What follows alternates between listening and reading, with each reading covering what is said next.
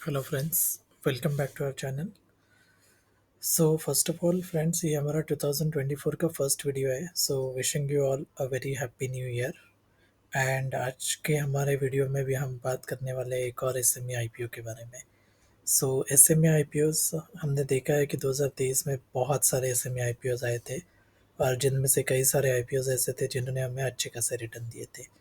हमने जो year and में एक आईपीओ आया था उसके बारे में भी वीडियो बनाया था, और हम देख सकते हैं कि वो आईपीओ ने हमें कितना अच्छा रिटर्न ऑलरेडी दिया हुआ है।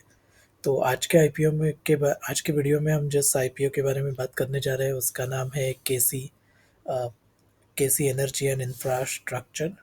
सो ये बेसिकली एक एसएमई आईपीओ है जिसका ऑफर प्राइस है 51 to 54 रुपीज़ का।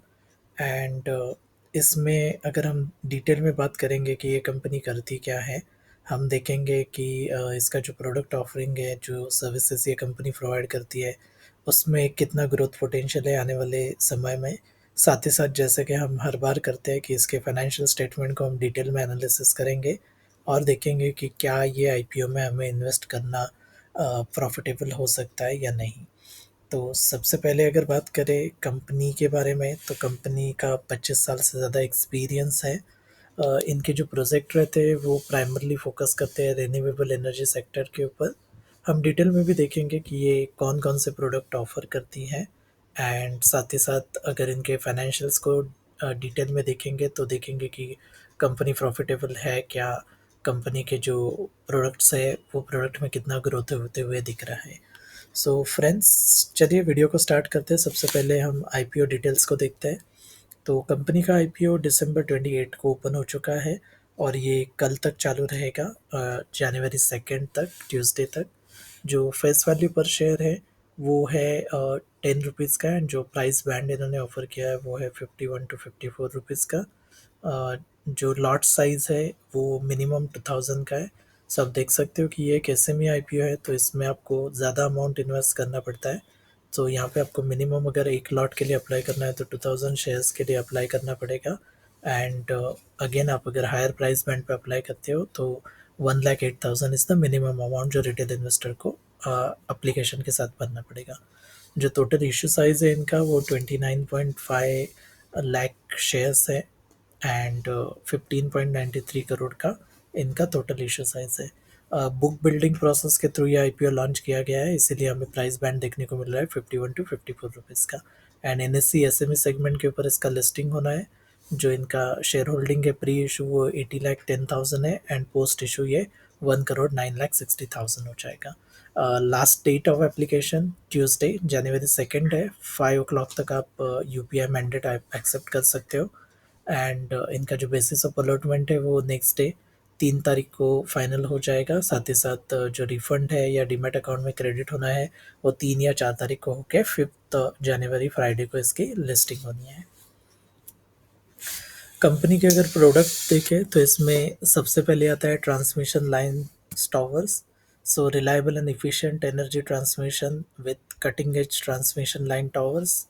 अंडरग्राउंड केबलिंग का वर्क भी ये करते हैं। मोनोपोल का जो सर्विसेज रहते हैं वो भी ये प्रोवाइड करते हैं।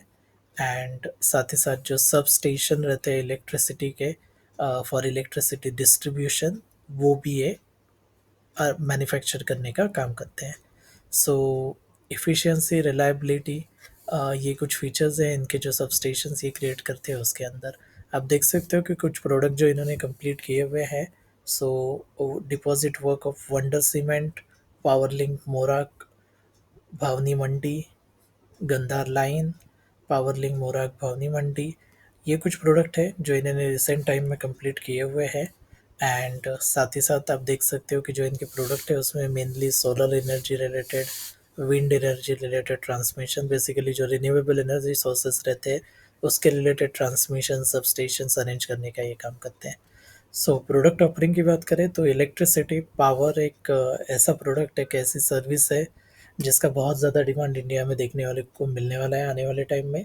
और साथ ही साथ अगर रिन्यूएबल एनर्जी की बात करें तो हमने डिटेल में जब इरेडा का आईपीओ लॉन्च हुआ था उसमें भी ये कवर किया था कि रिन्यूएबल एनर्जी एक ऐसा सेक्टर है जिसमें बहुत ज़्यादा ग्रोथ पोटेंशियल है।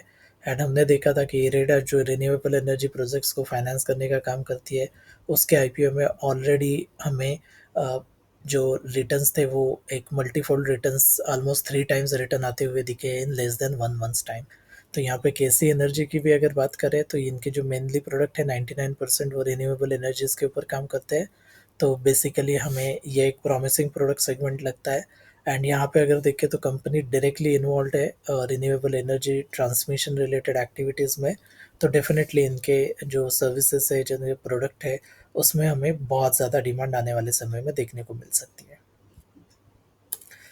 फ्रेंड्स, आगे बढ़ते हैं और इसके फाइनेंशियल्स को भी हम डिटेल में स्टडी करते हैं। तो सबसे पहले देखते हैं कि इसके पीयर्स कौन है। तो केईसी इंटरनेशनल जो अराउंड 600 के आसपास ट्रेड कर रहा है। कल्पतरु प्रोजेक्ट्स, ज्योति स्ट्रक्चर्स, विवियाना पावर, ये इनके डायरेक्ट कॉम्पिटिटर है। जो करंट मार्केट प्राइस का मीडियन है वो अराउंड 401 का है।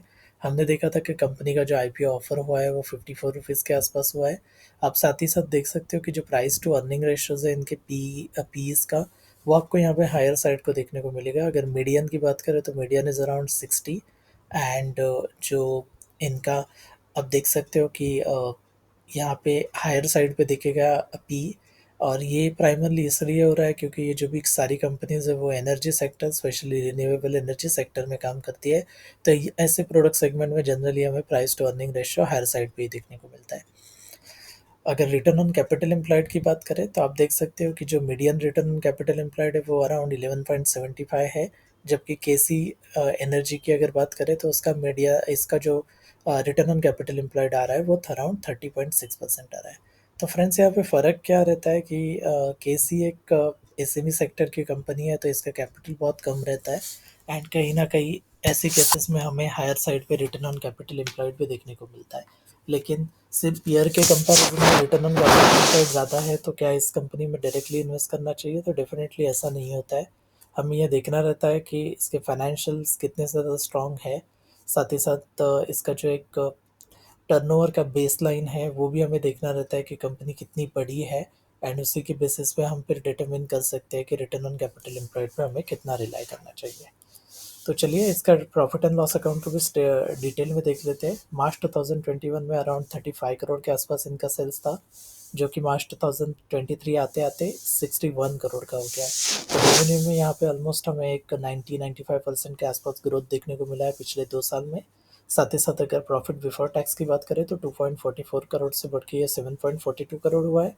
और net profit after tax 1.87 crore से बढ़ के 5.51 करोड़ हुआ है। तो यहाँ पे रेवेन्यू हमें ऑलमोस्ट 90% के आसपास ग्रोथ देखने को मिल रहा है। प्रॉफिट में इनके अच्छा खासा इंक्रीज हुआ है, यहाँ पे हमें अराउंड 120% से भी ज़्यादा प्रॉफिट में इंक्रीज होते हुए दिख रहा है। सो डेफिनेटली ये एक पॉजिटिव साइन है हमारे लिए, क्योंकि कंपनी सेल्स ग्रो कर रही है, प्रॉफिट भी ग्रो कर रही है। डिविडेंड जनरली एसएमई कंपनीज नहीं देते हैं तो हम इस फैक्टर को यहाँ पे कंसिडर नहीं करेंगे। कंपनी के बैलेंस शीट देखें तो इनका कैपिटल अराउंड 25 लाख का था। रिजर्व्स इनके 13 करोड़ के आसपास थे 2021 में, जो कि अभी बढ़ के अराउंड 21.6 करोड़ हो गए हैं। बोरिंग देखें तो ये एक थोड़ा सा हमें नोट करने वाली बात है यहाँ पे। 2.72 करोड़ का इनका बोरोइंग हुआ करता था 2021 में, जो कि अभी बढ़ के अराउंड 23 करोड़ हो गया है। साथ ही साथ इनके लाइबिलिटीज़ में भी हमें इंक्रीज देखने को मिल रहा है। फिक्स एसेट में भी इंक्रीज होते हुए दिख रहा है। हम देख सकते हैं कि 1.34 करोड़ के एसेट्स थे, जो कि अभी बढ़ के 16 करोड़ के ऊपर चले गए 2023 में।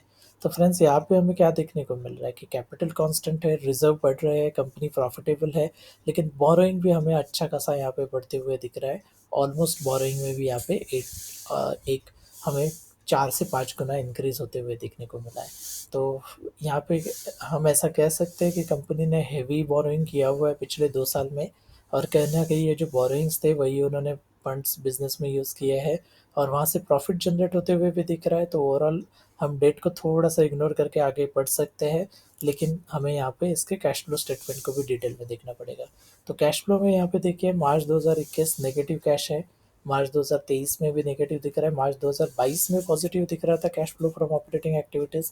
ये डेफिनेटली थोड़ा सा कंसर्निंग फैक्टर है कि कंपनी प्रॉफिटेबल होकर भी कैश जनरेट क्यों नहीं कर रही है अपने ऑपरेशन से। यहाँ पे आप देख सकते हो इन्वेस्टिंग एक्टिविटीज़ मार्च 2022 में इनका एक 15-16 करोड़ का इन्वेस्टमेंट हुआ है। साथ ही साथ फाइनेंसिंग एक्टिविटीज़ में पॉजिटिव नंबर दिख रहा है। वो नंबर इसीलिए दिख रहा है क्योंकि हमने देखा कि पिछले 2 साल में डेट बहुत ज़्यादा बढ़ा हुआ है कंपनी का। तो यहाँ पे क्या हो रहा है कि कंपनी बोरो करती जा रही है और उसी से री इन्वेस्ट कर रही है बिजनेस में। और कहीं ना कहीं हमें सेल्स बढ़ते हुए दिख रहा है, प्रॉफिट बढ़ते हुए दिख रहा है, लेकिन जो बोरोइंग जिस प्रकार हिसाब से बढ़ी है वो थोड़ा एक कंसर्निंग फैक्टर डेफिनेटली है हमारे लिए।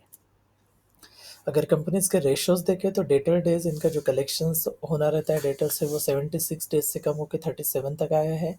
इन्वेंट्री यहाँ पे लेकिन बहुत ज़्यादा बढ़ गया है, जो 32 के आसपास इन्वेंट्री डेज हुआ करता था वो अभी बढ़ के 253 का हो गया है। साथ ही साथ डेज पेबल आप देख सकते हो 506 से कम होकर 255 हुआ। लेकिन एक कंसर्न यहाँ पे दिख रहा है वो ये है कि डेटर्स इनका रियलाइजेशन अराउंड 38 डेज में हो जाता है, लेकिन क्रेडिटर को पे करने के लिए ये 255 डेज ले रहे हैं। तो डेफिनेटली कंपनी जिस सेक्टर को बिलोंग करती है उसका एक वर्किंग कैपिटल साइकिल या कैश कन्वर्जन साइकिल थोड़ा हायर साइड पे रहता है। लेकिन यहाँ पे आप देख सकते हो इनका कैश कन्वर्जन थोड़ा नेगेटिव दिख रहा है। पहले 2 साल में मार्च 2023 में ये 35 का दिख रहा है। तो डेफिनेटली यहाँ पे इन नंबर्स पे हम ज़्यादा रिलाई नहीं कर सकते और हमें थोड़ा बहुत कंपनी में कॉशियस होके ही इन्वेस्ट करने के बारे में डिसीजन लेना सही रहेगा। वर्किंग कैपिटल डेज भी आप देख सकते हो 1.57 2021 में बढ़ के अभी 152 हो गया है। तो यहाँ पे 150 डेज का working capital is a good number.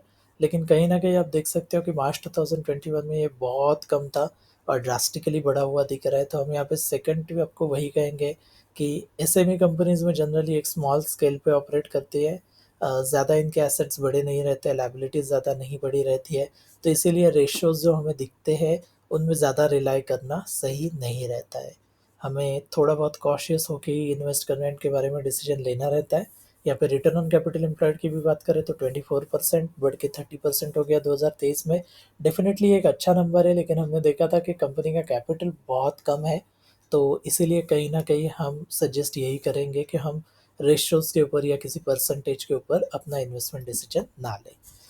तो फ्रेंड्स अगर इस वीडियो को हमें समराइज़ करना है तो हम देखते हैं कि जो इनका आईपीओ लॉन्च हुआ है वो 51-54 रुपीज़ के प्राइस बैंड पे ऑफर कर रहा है। अगर इसका सब्सक्रिप्शन स्टेटस देखें तो अराउंड 330 टाइम्स ऑलरेडी सब्सक्राइब हो चुका है और रिटेल सेगमेंट में ये 400 टाइम्स से ज़्यादा सब्सक्राइब है। तो मार्केट में डिमांड तो बहुत ज़्यादा है। हमने देखा कि इसके जो प्रोडक्ट ऑफरिंग है वो रिन्यूएबल एनर्जी सेक्टर से है। तो डेफिनेटली ये एक ऐसा सेक्टर है जिसमें आने वाले समय में बहुत ज़्यादा ग्रोथ है और बहुत ज़्यादा प्रॉमिसिंग रिटर्न मिलने के भी चांसेस है। हमने अगर इसके जो ग्रे मार्केट है उसमें क्या प्राइस पे इसका स्टॉक ट्रेड कर रहे हैं और कितना प्रीमियम क्या कर रहे हैं ये अगर देखें तो इनका जो प्राइस बैंड है 54, उसमें कहीं ना कहीं ग्रे मार्केट का एक 60 रुपीज़ के आसपास का प्रीमियम दिख रहा है। तो हमें इसका जो लिस्टिंग है वो 114-115 रुपये या मे बी 120 रुपीज़ के आसपास भी होने होने को देख सकता है। तो एक स्ट्रॉन्ग ग्रे मार्केट प्रीमियम पे लिस्टिंग्स इंडिकेट हो रहा है यहाँ पे। अराउंड 111% का लिस्टिंग गेन भी इंडिकेट कर रहा है जो ग्रे मार्केट प्रीमियम है। तो अगर हमें इस आईपीओ के बारे में कोई डिसीजन लेना है तो फ्रेंड्स नॉर्मली एसीएमई आईपीओ में क्या सोच के इन्वेस्ट किया जाता है। तो सबसे पहला तो हम देखते हैं कि कंपनी की फाइनेंशियली कितनी स्ट्रांग है। तो अगर हम यहाँ पे केसी एनर्जी की बात करें तो फाइनेंशियली कंपनी प्रॉफिटेबल तो है। कैश फ्लो इसका ओवरऑल कुछ खास स्टोरी नहीं बता रहा है, बैलेंस शीट भी उतनी ज़्यादा स्ट्रांग नहीं दिख रही है, डेट हमें बहुत ज़्यादा बढ़ा हुआ दिख रहा है।